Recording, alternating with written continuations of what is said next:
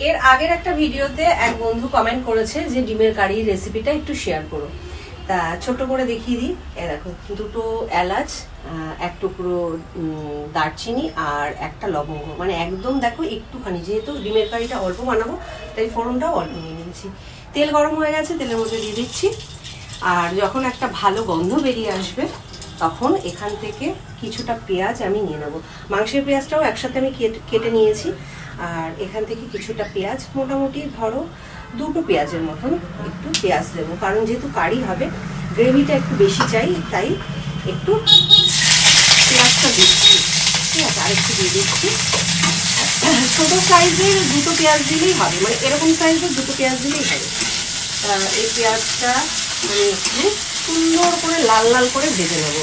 তেল কিন্তু আমি খুব অল্প দিয়েছি, আর তেলটা কম দিয়েই রান্না করার চেষ্টা করি, কিন্তু সবসময় করে উঠতে পারি না, কারণ কিছু কিছু রান্না আছে জানো তো তেল কম দিয়ে হয় না, তখন একটু তেলের পরিমাণ ঠিকঠাক দিতে লাগে, বেশি না হলেও ঠিকঠাক দিতে লাগে। তা এটা আমি সুন্দর করে লাল করে ভেজে নেব। তারপরে আসছি, যা একটা জিনিস তো ভুলই হয়ে গেছে তোমাদের সাথে কথা বলতে বলতে, এই দেখো ডিমটাই ভাজিনি। ঠিক আছে, আমি পেঁয়াজটা তুলে নিয়ে তারপর ডিমটা ভাজবো, মানে ভুল হয়ে গেছে, মানে খুব বলছি না আজকে খুব তাড়াহুড়োর মধ্যে রয়েছি, ওই কারণে মাথা থেকেই বেরিয়ে গেছে ডিমটা যে আগে ভেজে নেবো। তা চলো আগে পেঁয়াজটা ভাজা হয়ে যাক, পেঁয়াজটা তুলে তারপর আবার ডিমটা ভাজতে হবে। এই কড়াটাতে আমার হবে না, আমাকে এই কড়াটা লাগাতেই হবে, তাই এই কড়াটার মধ্যে আমি আগে ডিমটা ভেজে নেব।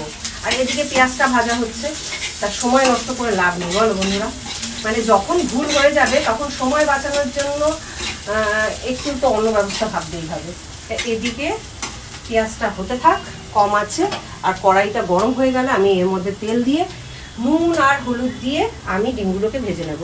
আর ডিমগুলো না চারপাশ থেকে আমি একটু চিড়ে চিড়ে মানে নিয়েছি, যাতে ডিমের ভেতরেও মশলা ঢোকে। এই দেখো চারদিক থেকে এইভাবে চিড়ে নিয়েছি, বুঝতে পারছো। কড়াটা গরম হয়ে গেছে, আর খুব সামান্য তেল দিয়ে দেবো।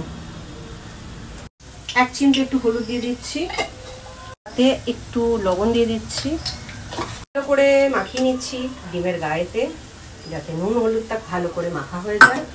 আর তেলটাকে একটু সাঁড়াশির সাহায্যে নাড়িয়ে চারপাশটা একটু ঘুরিয়ে নিচ্ছি।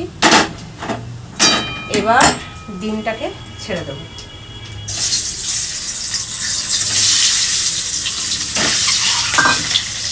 পেঁয়াজটা ভাজা হয়ে গেছে, আমি একটু নামিয়ে রেখে দিই।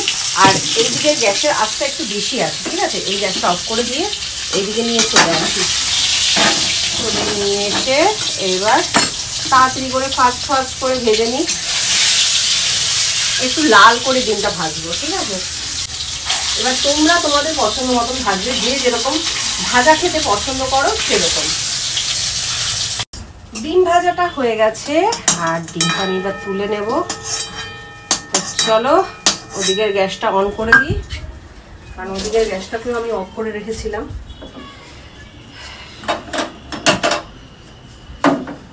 আর এদিকে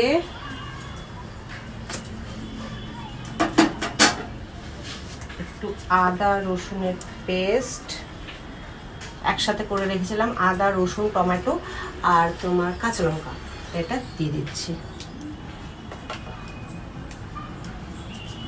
আদা রসুনের পেস্ট দিয়ে দিলাম, আর একটু হলুদ গুঁড়ো দিয়ে দিচ্ছি, একটু কাশ্মীরি লঙ্কার গুঁড়ো দিয়ে দিচ্ছি, স্বাদ মতন লবণ, স্বাদের জন্য সামান্য চিনি।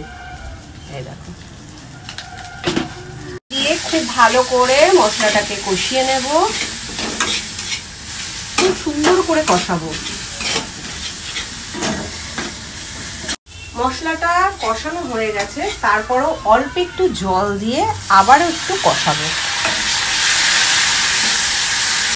আর জল দিয়েও খুব ভালো করে কষানো হয়ে গেছে, এবার বেশ খানিকটা পরিমাণে জল দেব।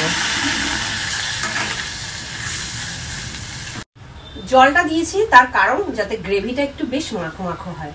আর এই অবস্থায় দেখো যখন ফুটে গেছে তখন ডিমটা দিয়ে দিচ্ছি। ডিমটা দিয়ে একটু নাড়াচাড়া করে নেব, আর এই অবস্থায় একটু ফুটতে দেব, ফুটতে থাক। আর এদিকে আমি চিকেনটাও বানানো শুরু করে দিই। আর দেখো গামাখা গামাখা মতন হয়ে এসছে। আর গরম মশলাটা কেন দিইনি জানো তো বন্ধুরা, এই যে পেস্টটা বানিয়েছি এর মধ্যেই আমি গোটা গরম মশলাও পেস্ট করে নিয়েছিলাম, সেই কারণে আলাদা করে আর গরম মশলা দিলাম না। আর একটু শুকিয়ে শুকিয়ে মতন এসছে, এবার আমি এটাকে নামিয়ে ফেলবো। আর ডিমের কারিটা ফাইনালি হয়ে গেছে। তোমাদের এই রেসিপিটা কেমন লাগলো অবশ্যই কমেন্ট করে জানিও। আর যে তুমি দেখতে চেয়েছো সেও কিন্তু অবশ্যই কমেন্ট করো, কারণ তোমার জন্য স্পেশালি এই ভিডিওটা কিন্তু বানালাম। আর বাড়িতে অবশ্যই একবার ট্রাই করবে, আর ট্রাই করে কিন্তু আমাকে কমেন্ট করে জানাবে যে কেমন খেতে হলো। ঠিক আছে, এই দেখো গ্রেভিটাও কত সুন্দর দেখতে হয়েছে, খেতেও কিন্তু খুব ভালো হয়, চটপট হয়েও যায়, একদম ঝামেলা নেই।